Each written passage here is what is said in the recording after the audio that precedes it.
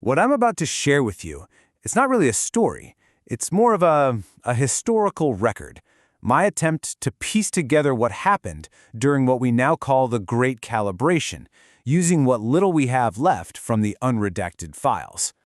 Now, I need you to understand something right from the start. This isn't a celebration. It's a clinical account, almost sterile. It's about the moment our species finally decided to act like its own immune system and just purge a cancer.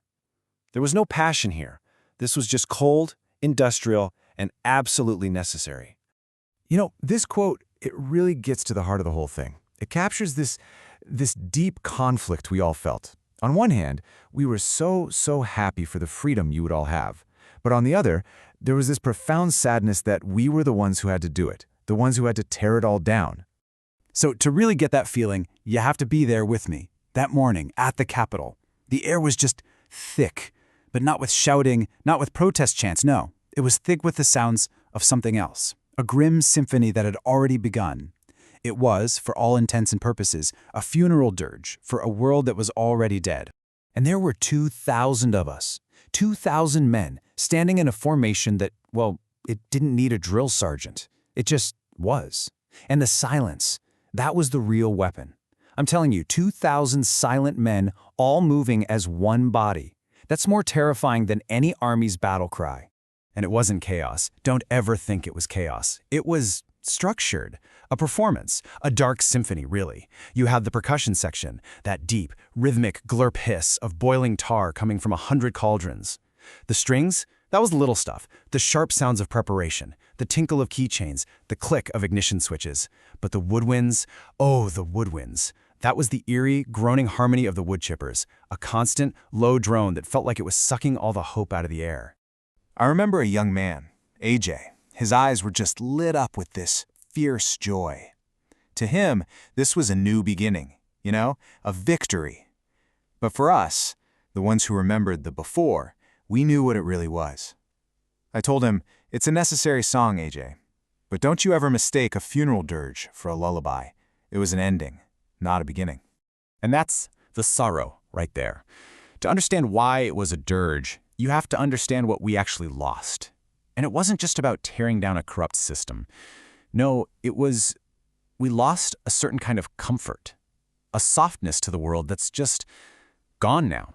The old world, you see, it was like a gilded cage. Beautiful, but a cage nonetheless. You got quiet compliance, this fake kind of comfort where your path was all laid out for you. It was predictable, safe. What we have now, what we chose that day, is something else entirely. It's raw. It's real. It's justice that you have to fight for, with your own hands, covered in soot, next to boiling tar. The price for that kind of agency? Yeah, it was giving up all that soft predictability. And I mean, you could feel the loss, literally. I remember my hands knowing the feel of paper money, that crisp, clean, abstract thing, a symbol of a system that wasn't even real. Now my hands only know two things, the grit of soot that you can never quite wash out, and the searing heat coming off those cauldrons, from the abstract to the brutally physical. So you're probably wondering, how in the world did this happen, all at once, globally, without a single order being given? Well, the answer is strange. The final signal wasn't a signal at all. It was the lack of one. It was silence. It all went down so fast, it was dizzying. First, you had the unredacted drop, just a mountain of data, right? Meant to confuse everyone.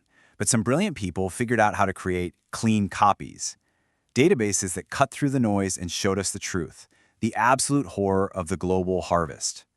When the powers that be realized we knew, they played their last pathetic card, a fake mushroom cloud alert on the emergency broadcast system. And then, right in the middle of it, nothing. The world just went black. Total comms failure. Everywhere. And here's the thing, that blackout, it didn't cause chaos. It did the exact opposite. It was like a switch was flipped. It triggered something primal, something buried deep in our DNA, a genetic imperative.